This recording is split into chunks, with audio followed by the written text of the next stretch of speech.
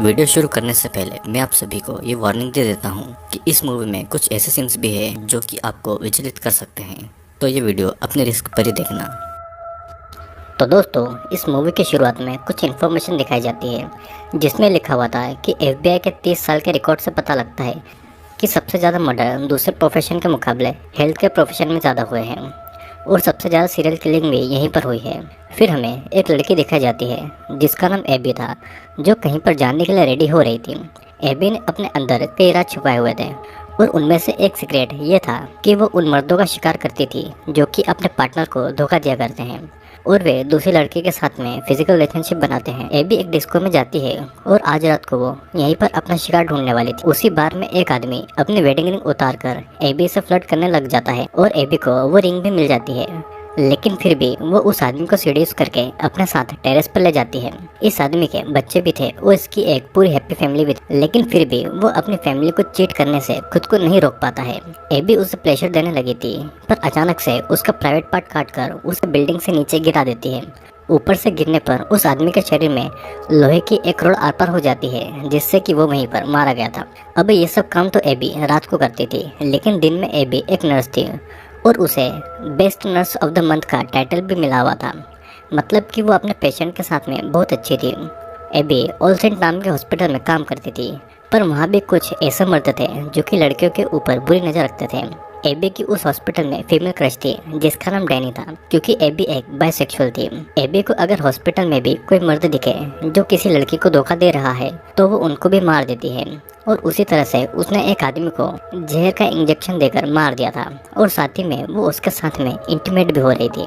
कुछ दिन के बाद में डॉक्टर रॉबर्ट डैनी को नर्स ऑफ द ईयर का टाइटल देता है और डैनी के पेरेंट्स इससे बहुत खुश थे। वहाँ पे एबी भी उन लोगों को मिलती है और वो डैनी को कॉन्ग्रेचुलेट करती है।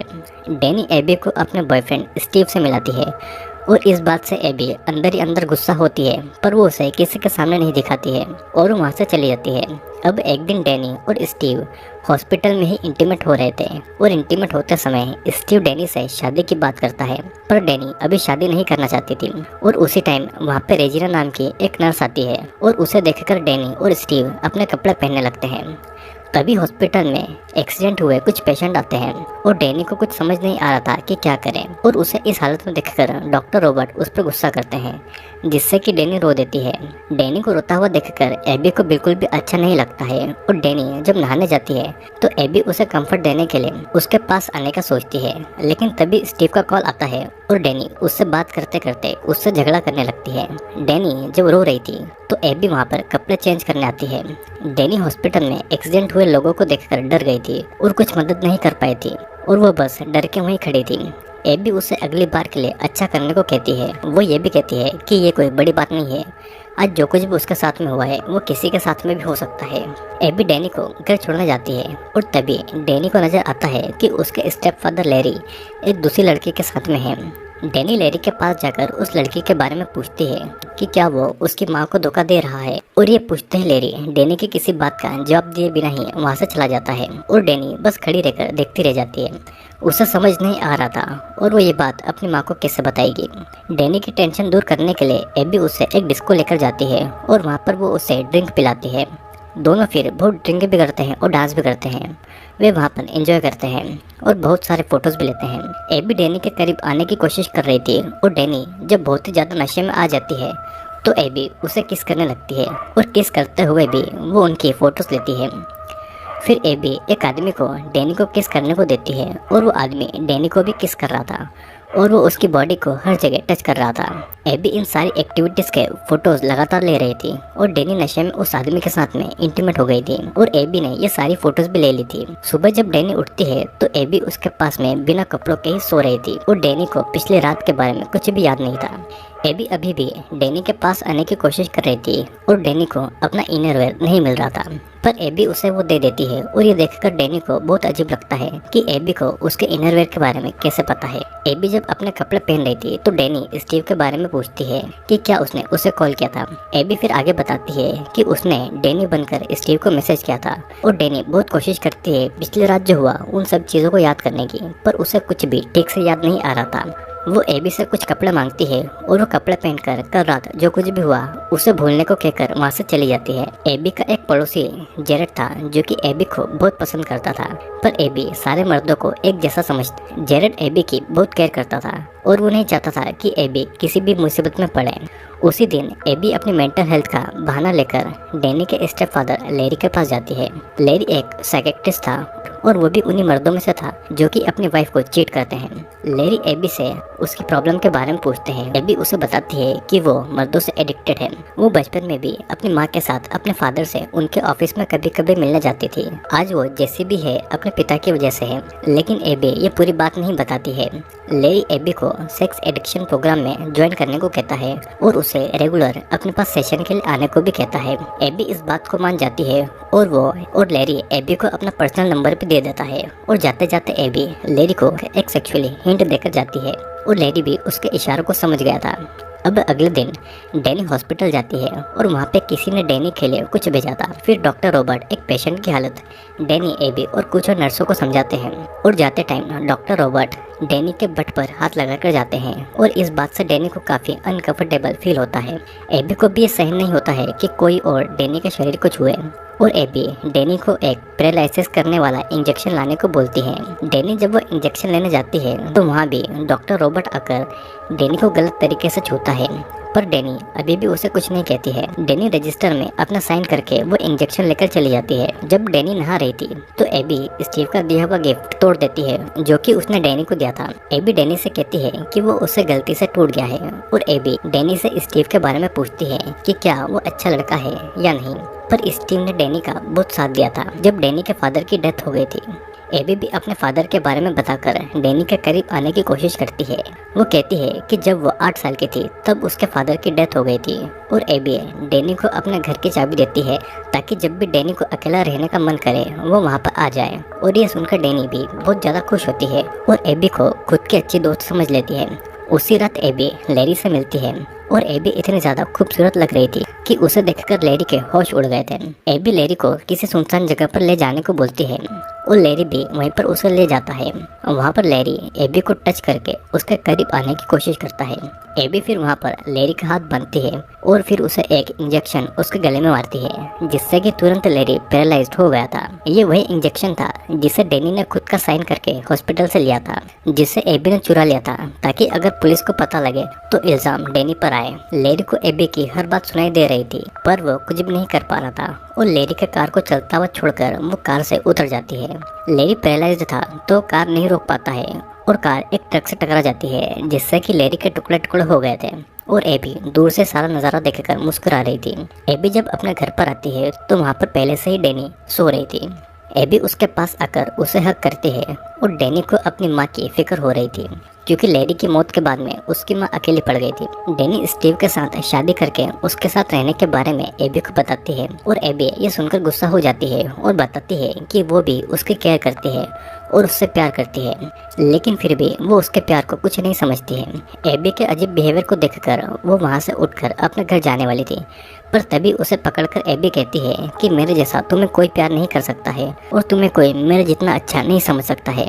वो ये भी कहती है कि जब लैरी कार में मारा गया तो उसके और ज़्यादा टुकड़े होने चाहिए थे, पर डैनी ने तो कभी भी एबी को नहीं बताया था कि लैरी की मौत कार एक्सीडेंट में हुई है, जिससे कि डैनी को उस पर शक होता है और वो वहाँ से चली जाती है। अगले दिन लैरी का फ्यूनरल था और वहाँ पर डैनी देखती है कि एबी डिटेक्टिव रोगन से कुछ बातें कर रही है और फिर डिटेक्टिव रोगन डैनी और स्टीव के पास आते हैं लैरी के बारे में पूछताछ करने के लिए। डैनी को वो अपना नंबर देकर वहाँ से चले जाते हैं और एबी दूर से डैनी को देख रही थी तो डैनी उसके पास जाकर उसने पुलिस से क्या बात की थी उससे पूछती है। तब एबी बताती है कि वो लैरी की पेशेंट थी और वो उसके लिए बहुत इंपॉर्टेंट था और ये बोलकर वो वहाँ से चली जाती है, जिसे सुनकर डैनी बहुत ज़्यादा कंफ्यूज हो गई थी। डैनी जब हॉस्पिटल में कंप्यूटर पर काम कर रही थी तो उसके पास वही सारे पिक्चर्स आने लगे थे जो कि डैनी ने एबी को किस करते हुए ली थी और एक अनजान आदमी के साथ में जब इंटीमेट हुई थी उसके फोटोज भी वहाँ पर थे। वो देखकर डर गई थी और सभी फोटोज को डिलीट करके वहाँ से चली जाती है। उसी दिन हॉस्पिटल में एक और नई एचआर आती है जिसका नाम रेचल था। रेचल एबी से मिलकर कहती है कि बचपन में उसकी एक पड़ोसी थी जिसका नाम सारा था और सारा बिल्कुल एबी की ही तरह दिखाई देती थी। और ये सब बात डैनी भी सुन लेती है और उसे पता लगता है कि एबी में कुछ ना कुछ गड़बड़ जरूर है।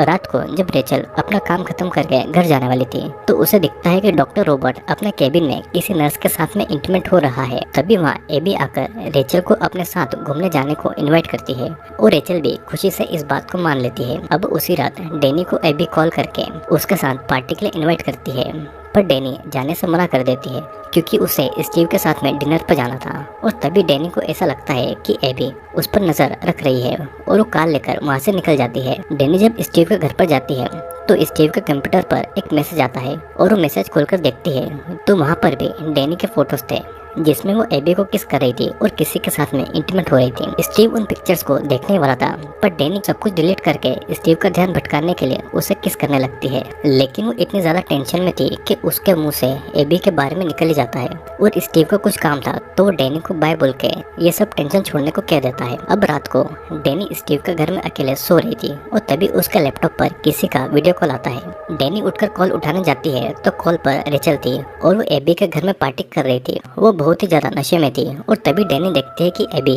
पीछे से आकर रेचल को इंजेक्शन लगाने वाली है। डैनी रेचल को पीछे देखने का बोलती है, पर रेचल को नशे में किसी बात का होश ही नहीं था और तभी रेचल का फोन कट जाता है। डैनी पुलिस को भी कॉल करके वहाँ पे मदद भेजने को कहती है, पर पुलिस इस बात पर ज्यादा ध्यान नहीं देती है और फिर से एबी का कॉल आता है जिसे डैनी जब रिसीव करती है तो देखते हैं कि रेचल बेहोश एबी के घर पर पड़ी है और डैनी पुलिस को रिपोर्ट करती है, पर एबी उल्टा पुलिस को बेवकूफ बताकर डैनी पर ही बात घुमा देती है। डिटेक्टिव रोगन डैनी पर गुस्सा कर रहे थे कि उसने झूठी रिपोर्ट क्यों दी और पुलिस को जब रेचल मिलती है तो बिल्कुल ठीक थी, उसने बस बहुत ज्यादा ड्रिंक कर लिया था और इसीलिए वो एबी के घर पर ही सो रही थी। डैनी स्टीव को भी बताती है कि एबी उससे बहुत ज्यादा ऑब्सेस्ड है और उसके साथ में फिजिकल होना चाहती है, पर पुलिस उल्टा डैनी पर ही इल्जाम लगा देती है कि वो एबी के घर पर बिना परमिशन के घुसी है और पुलिस डैनी की बात पर यकीन नहीं करती है कि एबी ने खुद उसे अपने घर की चाबी दी होगी। एबी ने तो पुलिस को उन दोनों की किस की हुई फोटोज तक दिखा दी थी और ये कहा था कि डैनी उससे ऑब्सेस्ड है। डैनी कहती है कि एबी ने उसके स्टेप फादर लेरी को भी मारा है, पर पुलिस कहती है कि लेरी को जिस इंजेक्शन से पैरालाइज किया गया था वो इंजेक्शन डैनी ने ही उसी हॉस्पिटल में साइन करके लिया था। अब सभी का शक डैनी पर था और एबी ने उसे हर तरफ से फंसा दिया था। पुलिस स्टेशन से बाहर आने के बाद में स्टीव डैनी पर बहुत ज्यादा गुस्सा होता है उसके और एबीस के फोटोज देखकर और डैनी उसे बहुत समझाने की कोशिश करती है, लेकिन स्टीव उससे ब्रेकअप करके वहाँ से चला गया था। हॉस्पिटल में एबी देखती है कि डैनी डॉक्टर रॉबर्ट से कुछ बातें कर रही थी और उसे देखकर डॉक्टर रॉबर्ट उस केबिन का डोर बंद कर लेता है। इधर रेचल को एबी पर शक होने लगा था तो वो सारा की फोटो को इंटरनेट पर देखने ही वाली थी कि तभी एबी पीछे से आकर रेचल को मार देती है। उसी दिन डैनी एबी के बारे में पता लगाने के लिए मेंटल हॉस्पिटल जाती है और वहाँ से उसे पता लगता है कि एबी जब 8 साल की थी तो उसे पता लगता है कि उसके फादर उसकी माँ को धोखा दे रहे हैं और उनका अफेयर किसी और लड़के के साथ में था। तब एबी ने अपने फादर का गला काटकर उसे मार दिया था और उसके बाद एबी को मेंटल हॉस्पिटल भेज दिया गया था। एबी का असली नाम एबी नहीं बल्कि सारा था और उसके बाद में सारा कहीं अचानक से गायब हो गई थी।